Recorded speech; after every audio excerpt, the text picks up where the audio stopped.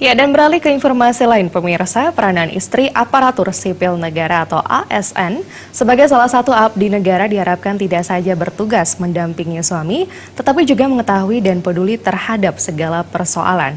Hal ini dimaksudkan untuk mempercepat terlaksananya pembangunan nasional.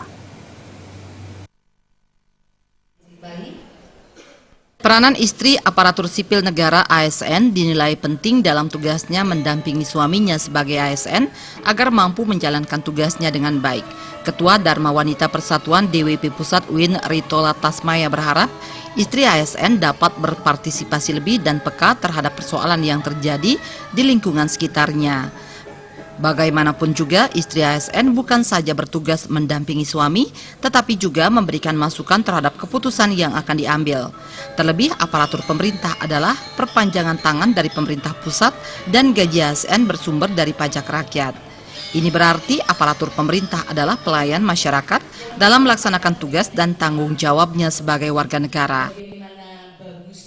Bagaimana meningkatkan kualitas istri para aparatur sipil negara sehingga beliau-beliau ini bisa menjadi istri yang pintar untuk bisa mendampingi suaminya yang profesional, untuk menjadi ibu dari anak-anak yang untuk masa depan. Yang paling penting dia bisa memimpin masyarakat dan lingkungan di mana suami-suaminya bekerja. Jadi tidak boleh lagi istri ASN itu tidak peduli terhadap kondisi masyarakatnya.